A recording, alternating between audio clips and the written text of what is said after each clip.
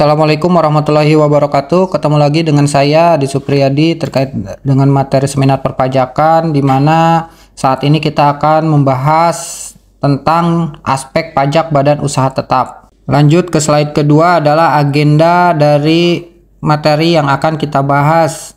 Yang pertama definisi, yang kedua jenis-jenis BUT, yang ketiga perbedaan BPDN dan badan usaha tetap, yang keempat objek badan usaha tetap, yang kelima pembebanan pajak badan usaha tetap.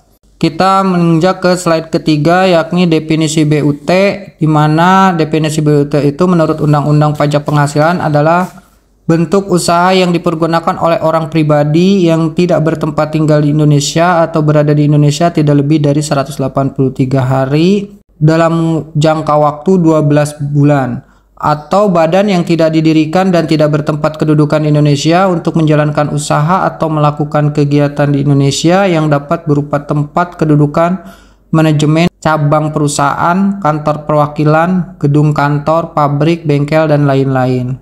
Lanjut ke jenis-jenis badan usaha tetap. Jenis-jenis badan usaha tetap itu dimana kita lihat dari tipe fasilitas fisik, tipe aktivitas, tipe keagenan, dan yang terakhir adalah asuransi. Tipe fasilitas fisik ada pasal 2 ayat 5 huruf A Undang-Undang Nomor 17 Tahun 2000.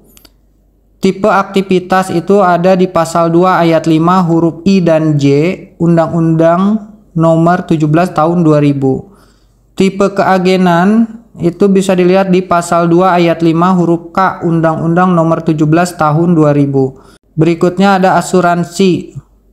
Pasal 2 ayat 5 huruf I Undang-Undang Nomor 17 Tahun 2000. Yang berikutnya adalah perbedaan BUT dan wajib pajak dalam negeri, di mana sumber penghasilan badan usaha tetap yang dikenakan pajak penghasilan adalah penghasilan dari Indonesia, karena BUT termasuk wajib pajak luar negeri.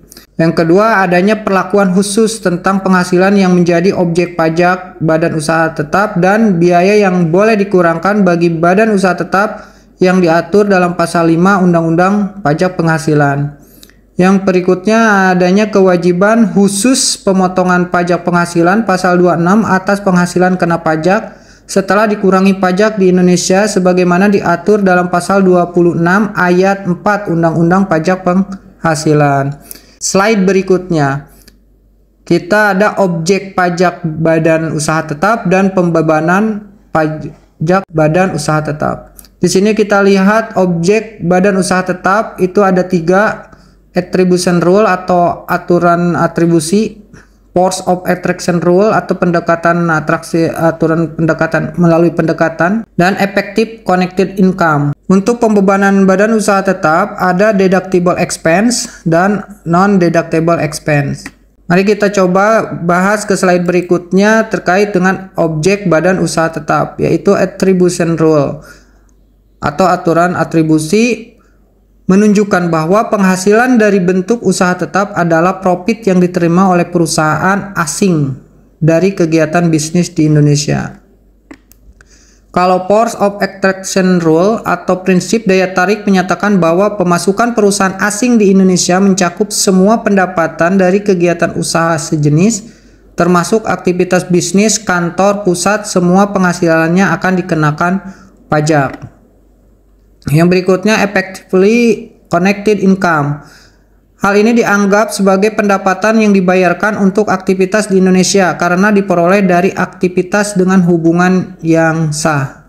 Kemudian terkait dengan pembebanan badan usaha tetap, silakan diskusikan terkait dengan deductible expense dan non deductible expense, pembebanan terhadap BUT. Silakan diskusikan apa itu yang dimaksud dengan deductible expense dan non deductible expense yang berhubungan dengan BUT tersebut. Terima kasih materi dari saya. Terima kasih. Assalamualaikum warahmatullahi wabarakatuh.